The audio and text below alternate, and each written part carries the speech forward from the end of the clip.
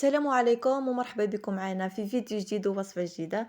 اليوم ان شاء الله راح نشارك معاكم طبق جزائري تقليدي اللي هو دولمة بالزيتون.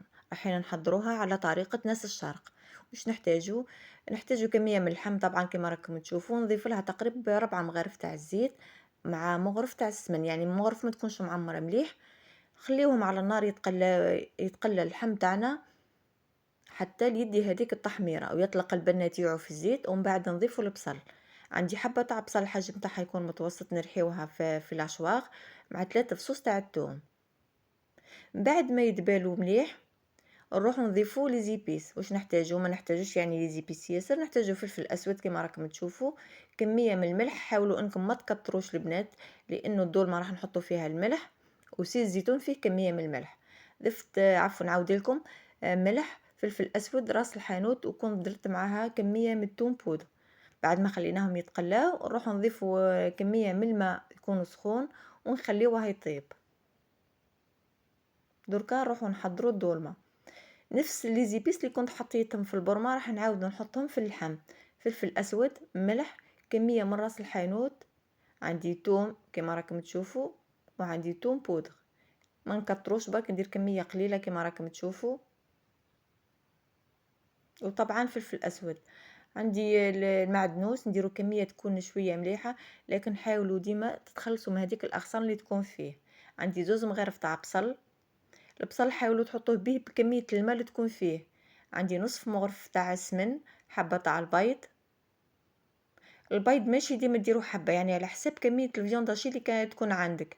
اذا كان عندك كميه قليله تنجمي ديري نصف بيضه برك. درت معاها تقريبا 3 مغارف تاع الماء و3 مغارف تاع الزيت.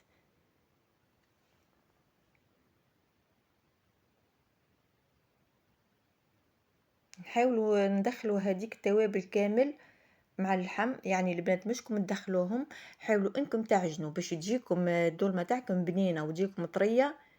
هذه نصيحة ديوها من عندي البنات، وشوفوا الفرق يعني كيف ما يكون. باش يجيكم طري حاولوا ديما تعجنوا اللحم تاعكم مليح، ديو فيه يعني الوقت الكافي. اعطيوه الوقت الكافي انكم تعجنوا تقريبا حتى 3 4 دقائق، وانتم تعجنوا وشوفوا النتيجة كيف ما هي تكون. غير بعينيكم راك شوفوا درك كيف ما يتغير القوام تاع اللحم، يبان لكم وتحسوه جا ولا طري. شوفوا كيف ما هو ولا.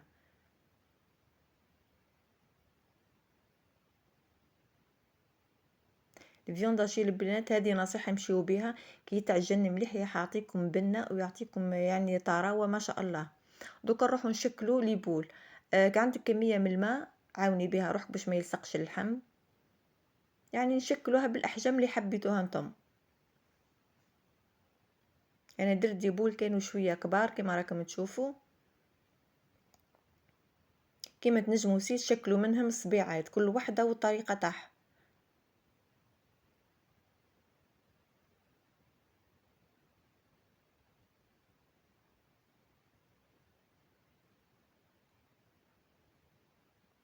شوفوا من بعد ما نشكلوهم نكملوهم كامل واش نديرو؟ نديوهم للفريجيدير نخليوهم يحكموا رواحهم شوي. في الوقت هذا على بالكم اللحم تاعنا قاعد يطيب، خليوهم هما على راحتهم في الفريجيدير حتى اللي يتماسكوا. انا درك نديهم للفريجيدير ونروح نشوف البرمه تاعي. بعد ما طاب اللحم، يعني مش طاب نص طياب نقولوا، نضيفوا له الزيتون اللي كنت غليته في الماء، يعني كنت تخلصت من الملح هذاك اللي فيه، ونخليوه يطيب. كي توصل يعني ل15 دقيقة على الاخرى، ل20 دقيقة على الاخرى، نجمو نضيف يعني يطيب اللحم تاعنا، نروحو نضيفو هادوك لي بول. ما تحطيش الدولمة لي بول تاعك في اللحم وهو مازال ما طابش، لانه ما يديوش وقت ياسر، ميم با 15 دقيقة ويطيبوا. من بعد ما دات الغلية نحي كمية قليلة برك كيما راكم تشوفوا من المرق هذاك مع حبة تاع الزيتون. وهذا السر البنات اللي يخليكم قلت لكم المرقه تاعكم تاع الدولمه تجيكم خاطره وتجيكم ياسر ياسر بنينه. نضيف لها نص مغرف تاع اكل فرينه، نكسيوها مليح. الخطوه هذه ديروها قبل ما تطفيو بواحد 2 دقائق برك.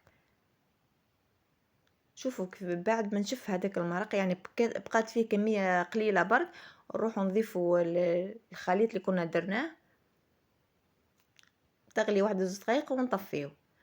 كيما راكم تشوفوا الدولمه تاعنا راهي واجده، والبنة تاعها ما نحكيلكمش، صدقوني يا بنات وصفة راح تحتاجوها ياسر ياسر في رمضان إن شاء الله، أتمنى تجربوها أكيد راح تعتمدوها، بنة وذوق ولا أروع. وهذا الشكل النهائي كيما راكم تشوفوا فيه، ميم لي بول البنات تاع هاذوما تاع الدولمة جاو طريين يعني ما جاش هذاك اللحم اللي يابس، وشوفوا المرق تاعها كيفاه راهو خاطر. نقسم قدامكم حبة وتشوفوها. نتمنى وصفتنا تكون عجبتكم إن شاء الله ونالت رضاكم، وإن شاء الله إن شاء الله يا ربي تجربوها وتنجح لكم وتعتمدوها في شهر رمضان الكريم. ما تنسونيش حبيباتي لايك وبارتاج. مع السلامة.